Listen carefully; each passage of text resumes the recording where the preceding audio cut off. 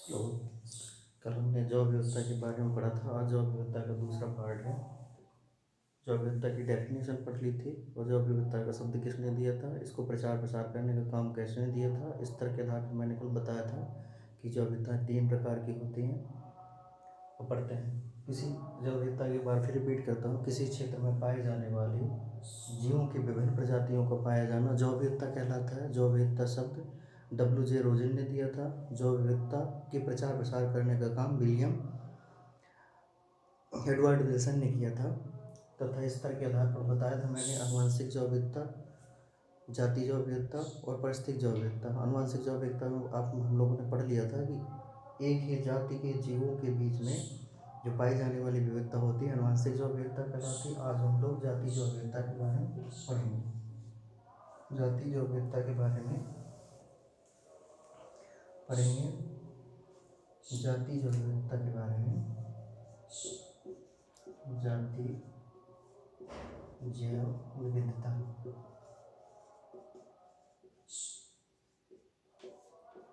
इसकी परिभाषा लिखा देता हूँ। दो अलग अलग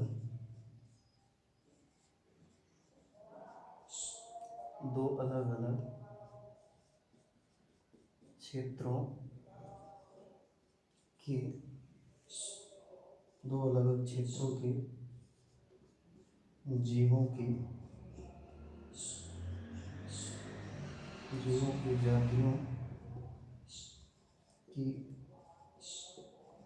जातियों की संख्या में विभिन्नता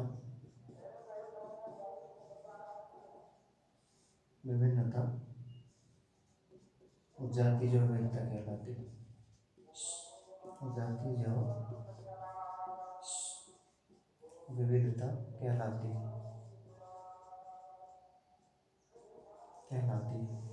दो अलग अलग क्षेत्र हो सकते हैं। कोई भी दो अलग क्षेत्र, जैसे भारत के पूर्वी घाट ले लो, पश्चिमी घाट ले लो।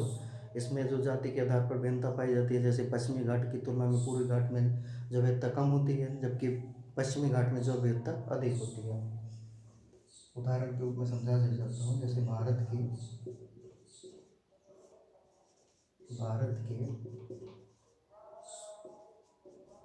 पश्चिमी घाट की जाति विविधता पूर्वी घाट की तुलना में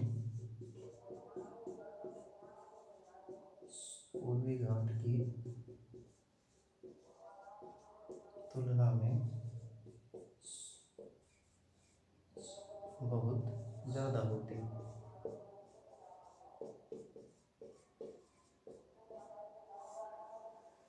पश्चिमी घाट में जैव विविधता इसलिए ज़्यादा होती है क्योंकि यहाँ पर मौसम की अनुकूलता के अनुसार मौसम अनुकूल होता है पश्चिमी घाट में, इसलिए पूर्वी घाट की पश्चिमी घाट में जैव विविधता अधिक होती है। किसके घाट की तुलना में? पूर्वी घाट की तुलना में। पूर्वी घाट। फिर उसके बाद एक और होता है तीसरा, दो अपन पढ़ लिया था। दूसरा था एक अपने कल पढ़ लिया था आनुवंशिक जैव विविधता। ये तीसरा पारिस्थितिकी जैव विविधता।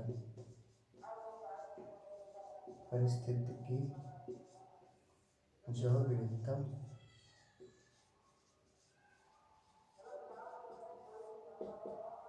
परिभाषा लिख देता हूँ। अलग अलग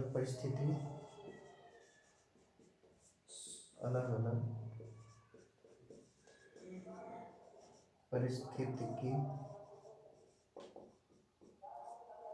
तंत्रों के बीच पाई जाने वाली विविधताएं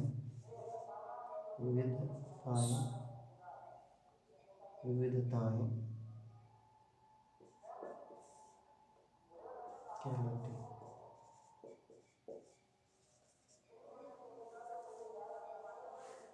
अलग अलग परिस्थिति तंत्र मतलब अलग अलग क्षेत्र होते हैं जो परिस्थिति के, उसमें जो विविधताएं पाई जाती हैं वो परिस्थिति विविधता कहलाता है। जैसे एग्जाम्पल के द्वारा मैं आपको समझा रहा हूँ। जैसे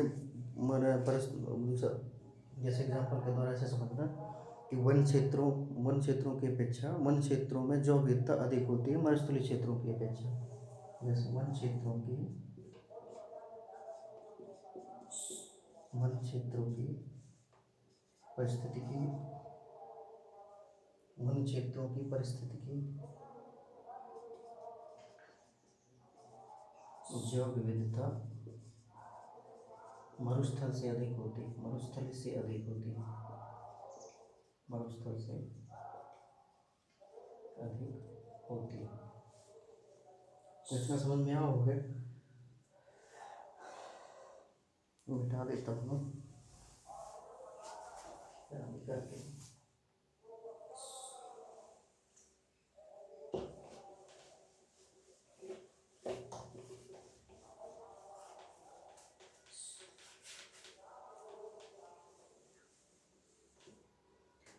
जैव विविधता का वितरण क्या पढ़ते हैं?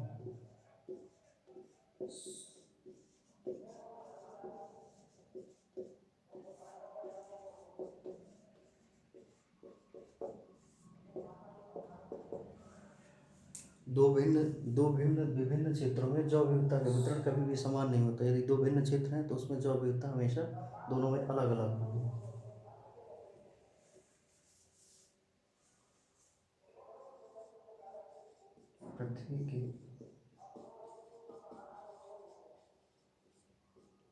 पृथ्वी के विभिन्न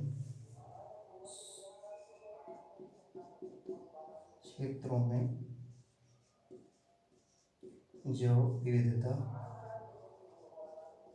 एक समान नहीं होती। एक समान नहीं होती। पृथ्वी के दो भिन्न क्षेत्र होते हैं, उसमें जैव विविधता कभी भी एक समान नहीं हो सकती। जैव विविधता को प्रभावित करने वाले कारक लिख लेते हैं। जैव विविधता को प्रभावित करने वाले कारक, जैव विविधता को प्रभावित करने वाले कारक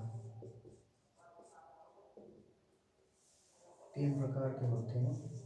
पहला अक्षांशीय जैव विविधता, अक्षांशीय विविधता,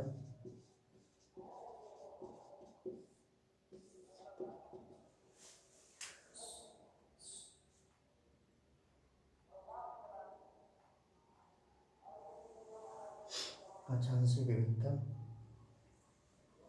अक्षांशीय विविधता वह कहलाती है जैसे पृथ्वी के विषुवत रेखा की अपेक्षा पृथ्वी की विषुवत रेखा की अपेक्षा क्या कहलाता है? जब विविधता पृथ्वी की विषुवत रेखा में जैव विविधता अधिक होती है ध्रुवों की अपेक्षा। लिखवा देता हूँ।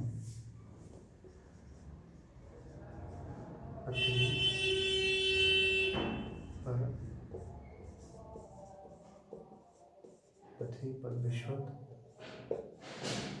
रेखा पर पृथ्वी की विषुवत रेखा पर तथा इसके आसपास के क्षेत्रों में जो विविधता सर्वाधिक होती है।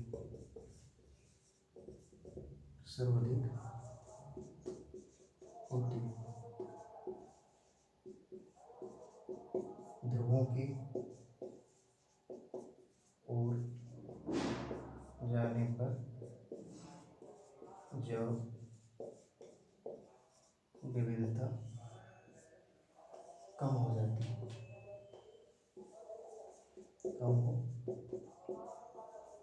अक्षांशीय विविधता वह कहलाती है जो पृथ्वी की विषुवत रेखा होती है।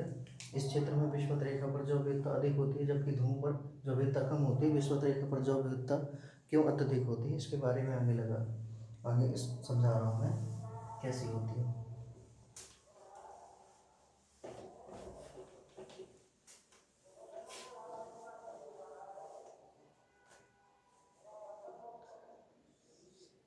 विषुवत रेखा पर जैव विविधता अधिक क्यों होती है?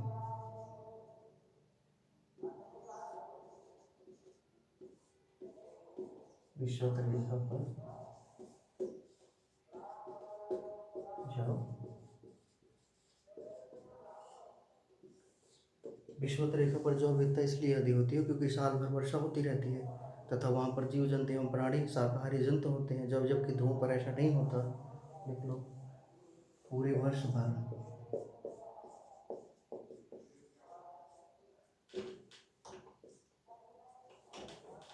पूरे वर्ष भर पूरे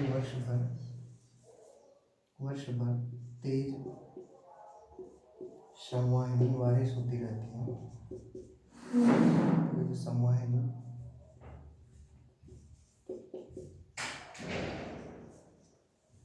तेज संवहनी बारिश होने से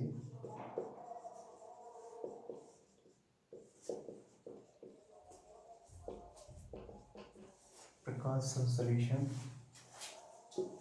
की क्रिया भी अधिक होती है, जिससे वनस्पति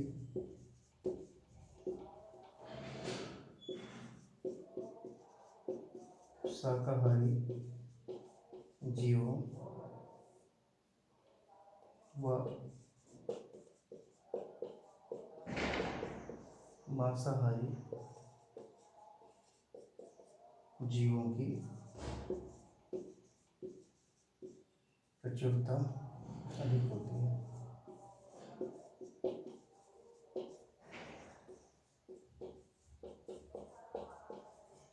होती है।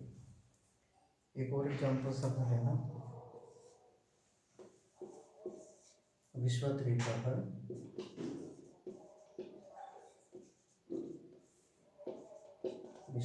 पर हिमपात का प्रभाव नहीं होता है। इसके साथ आप ले लो, फिर हम बताते हैं। बता दिए।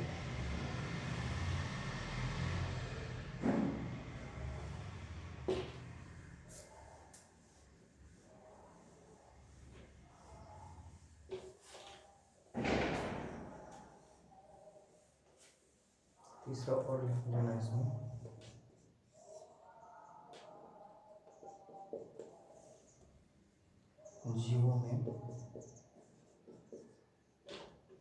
जीवों को भोजन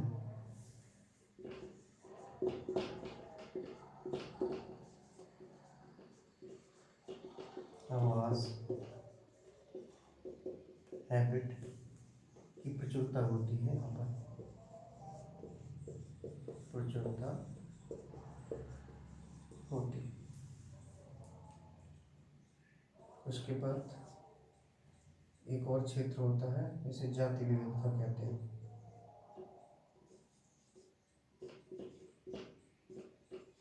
जाति क्षेत्र, इसके बारे में अलेक्जेंडर वॉन बोल्टन ने बताया था। इसके बारे में अलेक्जेंडर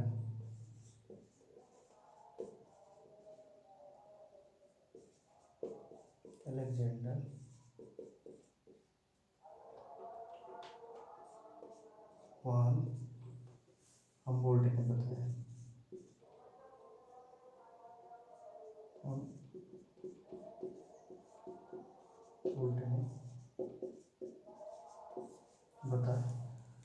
हमबोल्ट ने बताया था कि एक निश्चित क्षेत्र के बाद जो विविधता में अत्यधिक वृद्धि नहीं होती। उन्होंने एक डायग्राम में दो डायग्राम से समझाया था।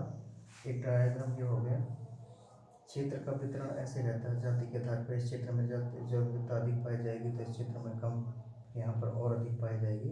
इस तरह उन्होंने क्षेत्र के आधार पर बताया था। इसी तरह यहाँ और कम हो जाएगी, अंदर भी इसी तरह बढ़ जाएगी। ये एरिया बाई एरिया जो विविधता बढ़ी रहती है। एक उन्होंने ग्राफ के द्वारा बताया था, एक निश्चित क्षेत्र के बाद जैव विविधता में कमी आ जाती है। ये जाति के आधार पर और क्षेत्र के आधार पर, जाति और ये क्षेत्रफल के आधार पर।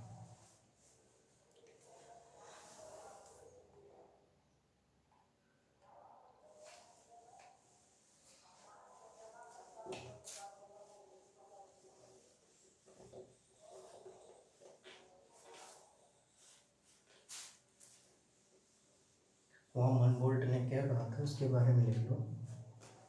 वॉम हमबोल्ट के अनुसार,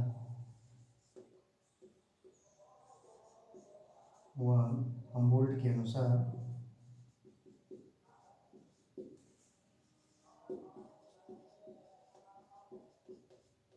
वॉम हमबोल्ट के अनुसार किसी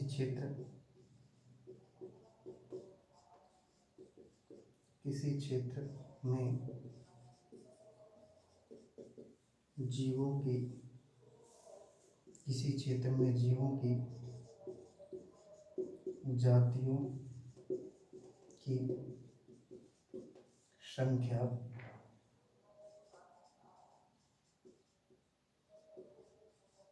अध्ययन क्षेत्र के दायरे के साथ बढ़ती है, लेकिन एक निश्चित सीमा के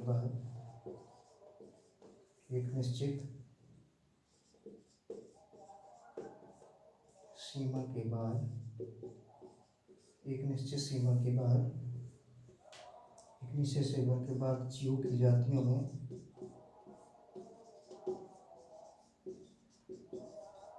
जीवों की प्रजातियों की संख्या और अधिक नहीं बढ़ती है। इसे ही जातीय विविधता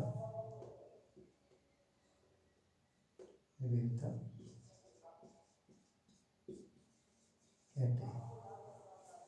एक और लास्ट पॉइंट बचा है, वो और लिखा देता हूँ। ऊंचाई के साथ परिवर्तन।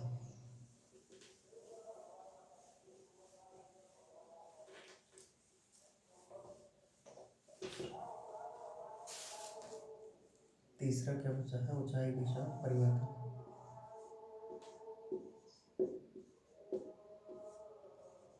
ऊंचाई के साथ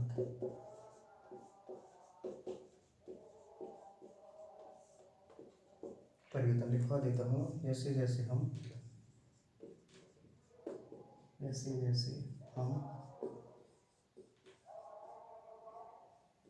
ऊंचाई, जैसे जैसे हम ऊंचे क्षेत्रों में जाते हैं, ऊंचे क्षेत्रों में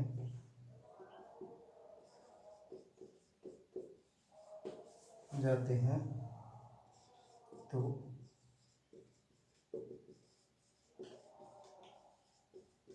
जैव विविधता में कमी आती जाती है, क्योंकि तापमान में कमी आती है।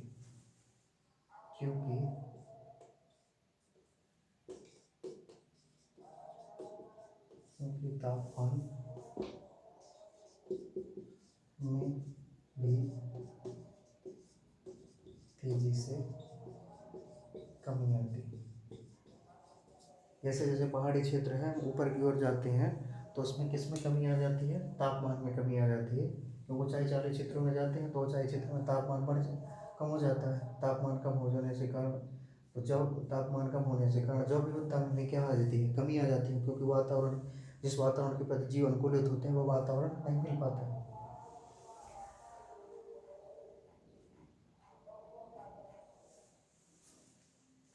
आज इतने ही खत्म करते हैं।